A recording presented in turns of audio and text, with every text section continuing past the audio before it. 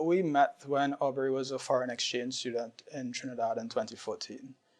She was actually dating one of my friends at the time, and we had a double date, and I met her on that double date. And funny enough, when we came back home, we came to my apartment after the double date, and my mom saw two couples walking in, and she assumed that Aubrey was my girlfriend. And after everyone left, she was like, "Oh, I really like this one." I was like, "Which one?" "Oh, mom, that's not my girlfriend." I didn't know much about Aubrey back in 2014, and I also didn't know much about Aubrey when she went through her trauma. She wasn't my girlfriend at the time. She wasn't even in my country at the time. But I do remember one day I saw on Facebook, she put up a post that was, it wasn't directly saying what happened to her, but I got a vibe that, something was up. And I remember messaging her boyfriend at the time about like, what's this about? And his demeanor about it was like, yeah, just don't worry about that. Like he sort of brushed it off. He didn't give me any details, but judging from his reaction and what Aubrey said online, I sort of, put the pieces together that, something had happened. And even up to this day, I never asked her exactly what happened. Not because I don't want to know, but simply because I think it's something that if she wants to share, whatever details she wants to share, I'll just leave that up to her. The first time it really became intrusive was 2017 October.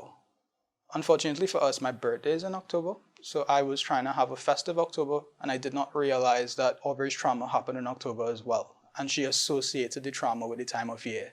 So once the calendar month rolls into October, she immediately becomes distant, and in 2017 was the first time that we were actually a couple, and worse yet, we were in different countries waiting on my visa at the time. So we couldn't have a conversation face to face about it. We couldn't really deal with it in person. And Aubrey's the type of person that withdraws.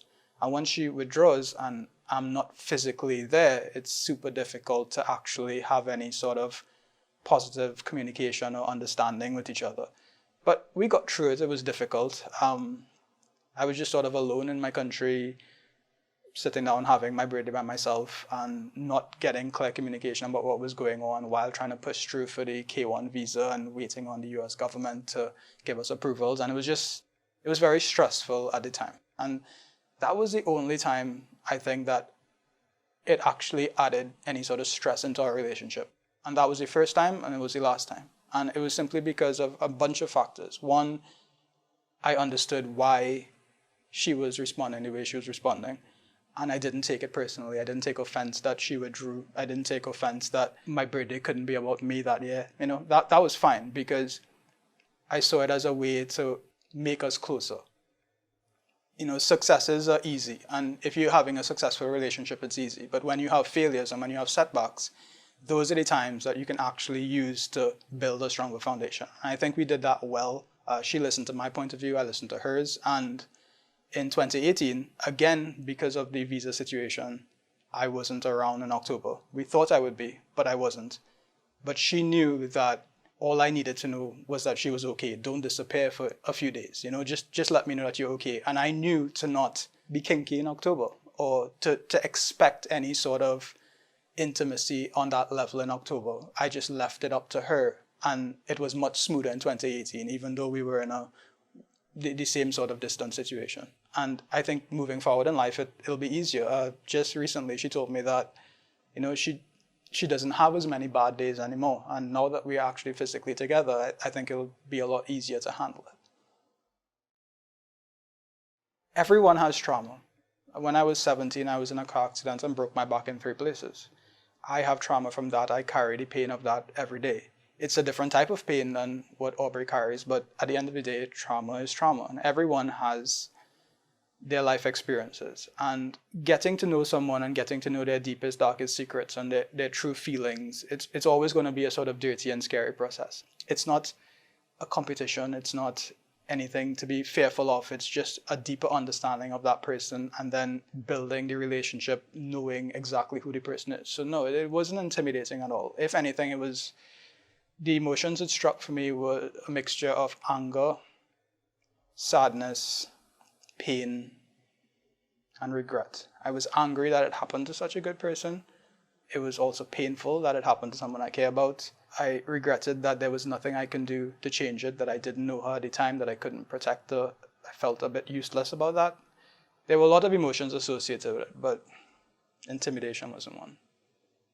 Initially, when she had her moments, I wouldn't know, partially because I wasn't around and also because she's not accustomed sharing that side of her at all. It's something that she deals with by locking herself in the bathroom and crying.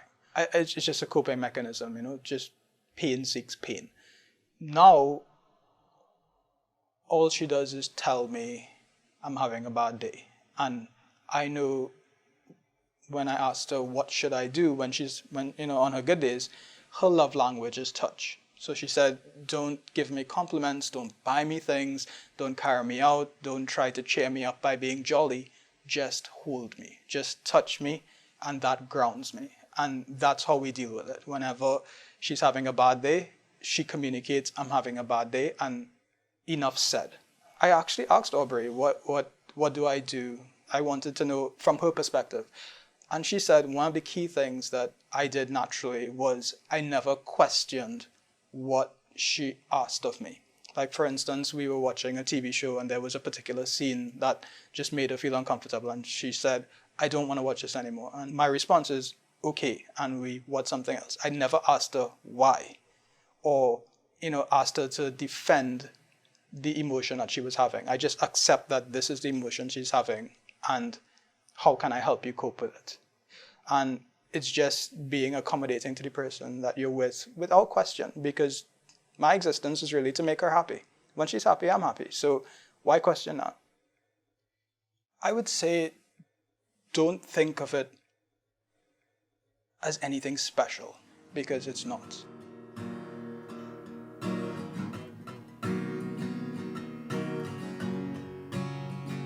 As I said before, everyone has their pain, everyone has their trauma, and this is just one form of it. It's an ugly form of it, it's an unforgivable form of it, but the worst thing you can do is isolate it and put it up on a pedestal and think of it as a thorn in your side that will never go away, because that will be a self-fulfilling prophecy. The way that I always treated with it was, it happened, but so what? She deserves a happy life. She can have a happy life. She can move on and one day forget that this shit ever happened. And so said, so done. We have been moving forward and looking forward. And whenever it comes up, we deal with it, but we never try to dwell on it. So that's the best advice I can give, to just keep pushing forward and it gets better. Someday, hey, what's in your head?